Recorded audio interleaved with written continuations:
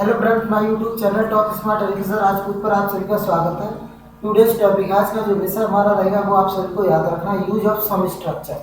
तो use of some structure में आपको याद रखना 10 पार्ट दिए गए थे, उसमें से आपके थर्ड पार्ट हो चुके हैं, चौथा पार्ट दिया गया है। तो आइए से देखते हैं। यदि आपने वो थर्ड पार्ट नहीं देखे हैं तो सबसे पहले आप क्रम से देखते हुए आइए, जिससे आपको हर चीज़ एकदम पहली बार में ही समझ में आ जाएगी। तो आइए देखते हैं। पार्ट 4 दिया गया आपका। पार्ट 4 में दिएगा बिगिन टू, बिगन टू का प्रयोग। आपको याद रखना ये बिगिन क्या होता है, ये एक वर्ब होती है और उस वर्ब से ही आपको एक रूल बन के तैयार हो गया। जैसे बिगिन माने होता है प्रारंभ करना या शुरू करना, तो ये क्या है, वर्ब है। तो वर्ब कितने प्रकार की होती है, 5 प्रकार की होती है। तो यहाँ पे 3 प्रकार याद रखने हैं। बिगिन में ये बिगिन जो होती है ये क्रिया की फर्स्ट फॉर्म होती है, बिगिन जो होती है वो क्रिया की सेकंड फॉर्म होती है, बिगन होती है ये क्रिया की थर्ड फॉर्म होती है। ठीक, तो आइए इसे देखते हैं। तो इन तीनों का प्रयोग कार्य की प्रारंभ करना या शुरू करना या दिया गया। कोई कार्य है तो कार्य शुरू होता है या प्रारंभ होता है, तथा लगना लगनी लगने का अर्थ देते हैं। और आपको याद रखना है जो बिगिन जो शब्द है ये लगना लगनी लगने का अर्थ देता है, एवं इन तीनों का प्रयोग मुख्य क्रिया के रूप में होता है। और ये आगे जो ये 3 होते हैं बिगिन बिगन बिगन, इन तीनों का प्रयोग मुख्य क्रिया के रूप में होता है। ठीक, बिगिन B1 होती है, बिगन B2 होती है, बिगन B3 होती है।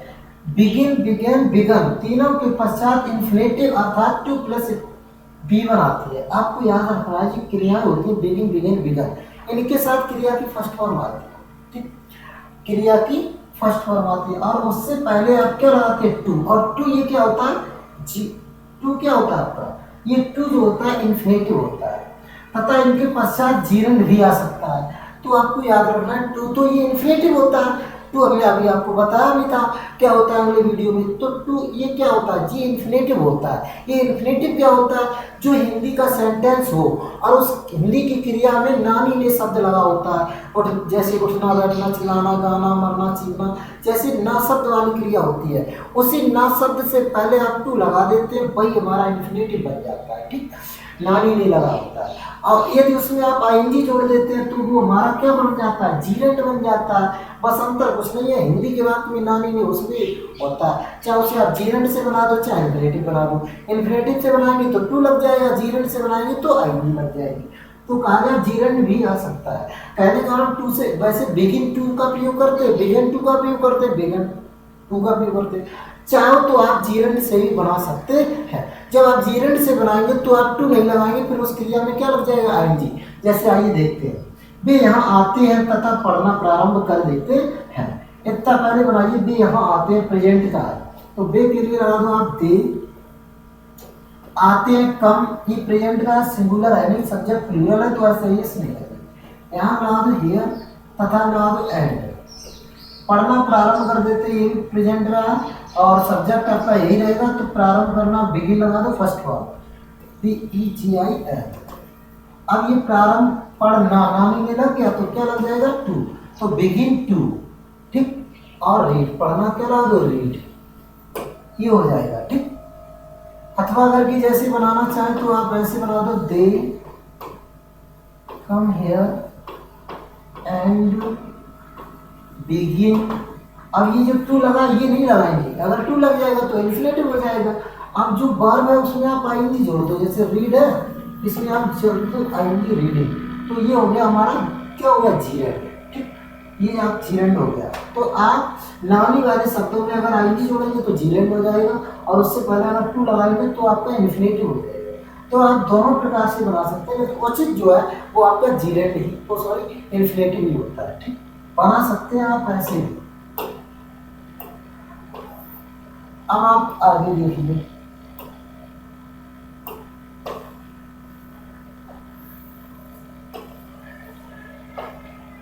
आगे दिया गया, वह लड़की शाम को खेलना शुरू कर देती है। ये भी प्रेजेंट में कार्य प्रारंभ करना है, तो सबसे पहले हम क्या बनाएंगे, वह लड़की किया गया, वह लड़की तो दिया गया, वह लड़की शाम को खेलना शुरू कर देती है। तो कौन कर देती है, वह लड़की। तो सबसे पहले लगा दो दैट। अब खेलना शुरू कर देती है, तो शुरू प्रेजेंट में है तो शुरू करना क्या लगा बिगिन। प्रेजेंट में अब वह लड़की एक बच्चा है सिंगुलर और वाक्य हमारा पॉजिटिव है तो वर्ब में क्या लगानी पड़ेगी ऐसे यस, तो यहाँ पे हो जाएगा एज बिगिंस। और खेलना तो टू लग जाएगा, चाहो तो आईएनजी भी लगा सकते हैं, तो यहाँ पे होगा प्ले। अगर जैसे आप टू नहीं लगाना चाहते तो प्ले हो जाएगा, टू प्ले और शाम को उर्दू इन जाएगी।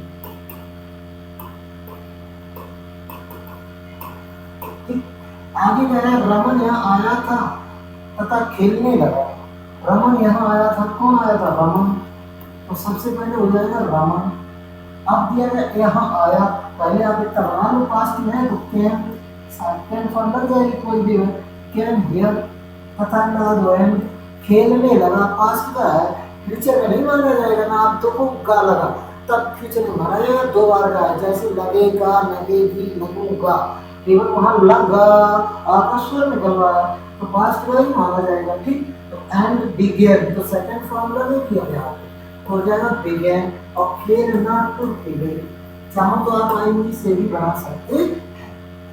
कल रास्ते में वर्षा होने लगी, ये भी पास्ट का, जब वर्षा वाला वाक्य तो वो इससे बनता है क्योंकि उसमें सब्जेक्ट होता नहीं है, तो इट यहाँ पे सेकंड फॉर्म लग जाएगी तो हो जाएगा बिगेन। लगा दो वर्षा में लगा दो है रास्ते में वो लगे। अब किया गया आपका कल के लगा दो इसमें यस्टरडे।